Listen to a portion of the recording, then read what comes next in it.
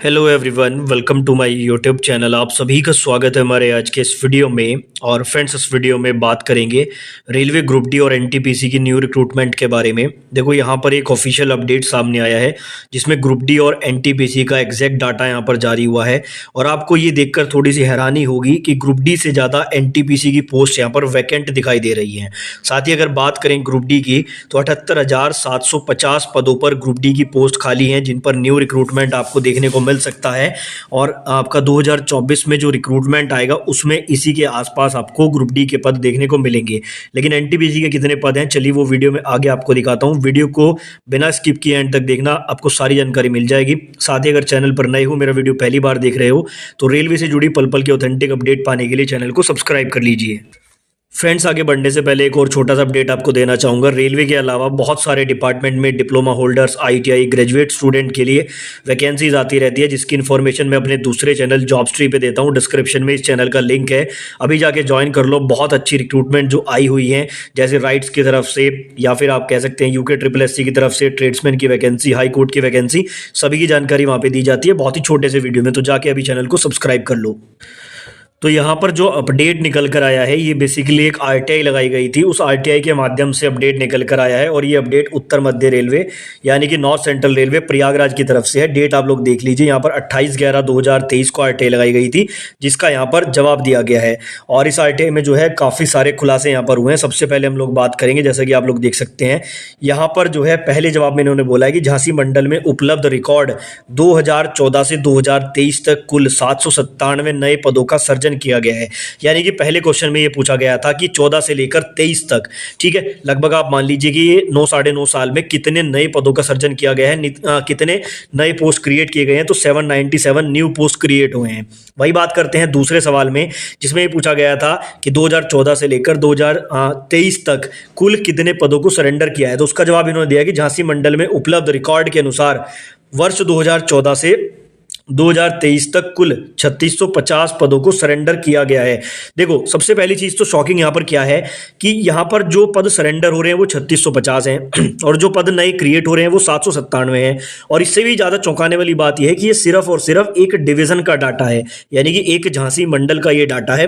अगर हम इसको मल्टीप्लाई करेंगे, यानी कि जो रेलवे के सभी 16 आरआरसी है या सभी जोन के अकॉर्डिंग अगर मल्टीप्लाई करेंगे, तो ये नंबर बहुत बड़ा हो सकता है। लेकिन ऐसा भी नहीं है कि सभी जोन में इतने ही सरेंडर हुए, हो सकता है कुछ जोन में 500-400 सरेंडर हुए हो, या फिर जो सर्जन वाली बात है, हो सकता है कुछ जोन में ज्यादा सर्जन हुए।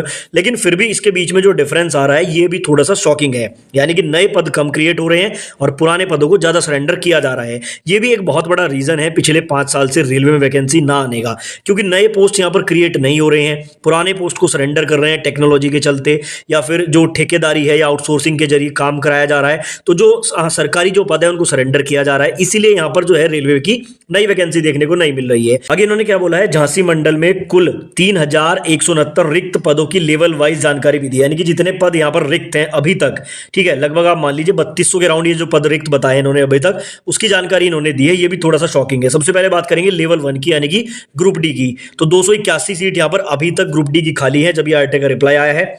उसके बाद लेवल 2 में यहां पर इन्होंने बोला है कि 301 एक्सेस वैकेंसी है, यानी कि देखो लेवल 1 में अगर कोई ज्वाइन करता है ग्रुप डी में तो प्रमोट होकर ग्रुप डी में चला जाता है, वहां पर इनके पास 301 लोग पहले ही एक्स्ट्रा हैं, तो यहां पर तो नई वैकेंसी का सवाल नहीं उठता है। उसके बाद लेवल 3 में इन्होंने बताया है यहां पर 88 पोस्ट हैं, लेवल 4 में 237 हैं, लेवल 5 में यहां पर जो है आपकी 1392 पोस्ट हैं, लेवल 6 में 1176, लेवल 7 में 296 और लेवल 8 में 2 पोस्ट हैं। टोटल यहां पर 3169 सीट यहां पर वैकेंट इन्होंने बताई है। तो देखिए यहां पर एक चीज देखने वाली है कि यहां पे अगर हम बात करें ग्रुप डी की, केवल इस डिवीजन में 281 सीट खाली हैं। उसके बाद अगर आप देखेंगे यहां पर लेवल 3, लेवल 4, लेवल 5 और लेवल 6, ये सारी एनटीपीसी की पोस्ट हैं, तो इनमें आपको ग्रुप डी से ज्यादा बड़ा नंबर दिखाई दे रहा है। तो ये भी थोड़ा सा शॉकिंग है कि ग्रुप डी से ज्यादा यहां पर एनटीपीसी की पोस्ट वैकेंट है, जबकि अगर आप लोग रेलवे के बारे में जानते हैं तो ग्रुप डी के एम्प्लॉय सबसे ज्यादा होने चाहिए, ठीक है। टोटल 17 तरह की ग्रुप डी में पोस्ट होती हैं, उनकी ये बता रहे हैं केवल 281 सीट खाली हैं।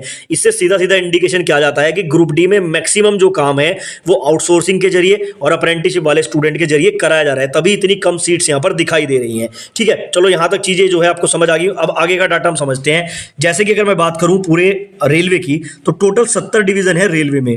ठीक है, अगर मैं यहां पर इसको ऑन एन एवरेज लगाता हूं, मैं इसको 2 हिस्सों में बांट लेता हूं, 35-1 और 35-1, क्योंकि कुछ डिवीजन बड़े हैं, कुछ डिवीजन छोटे हैं। अगर हम बड़े डिवीजन में मान ले कि जो ग्रुप डी की सीट है वो 500 सीट वैकेंट है, ठीक है, और अगर हम छोटे डिवीजन में मान लेते हैं 250 सीट वैकेंट है, और इसको अगर हम मल्टीप्लाई करते हैं तो ये आ जाएगा हमारा 17,500, और ये हमारा आ जाएगा निकल के 8,750। ठीक है, तो अगर हम इसको जोड़ देते हैं तो टोटल यहाँ पे हो जाता है 26,250। तो अभी तक के अनुसार अगर देखा जाए इस डाटा के अकॉर्डिंग, तो ऑन एन एवरेज मैं आपको बता रहा हूँ 26,250 सीट अभी तक वैकेंट है। अब आपका सवाल उठेगा कि क्या ग्रुप डी की सिर्फ 26,000 सीट ही है?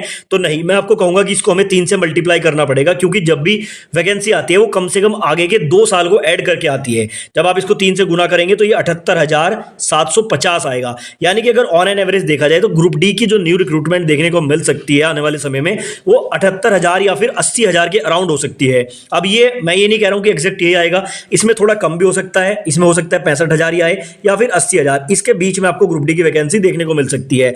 मॉर्निंग में मैंने एक वीडियो अपलोड किया था और कल भी एक वीडियो अपलोड किया था, उसमें जैसे मैंने स्टूडेंट को बताया कि 65 से 80,000 के बीच में ग्रुप डी की वैकेंसी आ सकती है। काफी लोग बोल रहे थे कि आपको आइडिया नहीं है, बीच में 5 साल हो गए हैं, इतनी सारी वैकेंसीज वैकेंट है। देखो, ये आपके सामने एक प्रॉपर ऑफिशियल डाटा है। ठीक है, आरटीआई में प्रॉपर आपको दिख रहा है, क्योंकि बहुत सारी जो पोस्ट है वो आउटसोर्सिंग पे ऑलरेडी जा चुकी हैं। बहुत सारी जो कैंडिडेट हैं वो यहाँ पर अप्रेंटिसशिप वाले काम करें। तो सारी चीजों को देख के अगर यहाँ पर आइडिया निकाला जाए तो यही डाटा सामने आता है कि 80,000 के राउंड ग्रुप डी की वैकेंसी या फिर 70 से 80 के बीच में आपको देखने को मिल सकती है ओपन मार्केट में। तो इस आरटीआई के रिप्लाई से जो जो चीजें निकल के आ सकती थी वो मैंने आपको सारी डिटेल में समझाने की कोशिश की है। उम्मीद करता हूँ वीडियो आपके लिए हेल्पफुल रहा होगा। अगर ऐसी वीडियोस देखना चाहते हैं तो चैनल को अभी सब्सक्राइब कर लीजिए।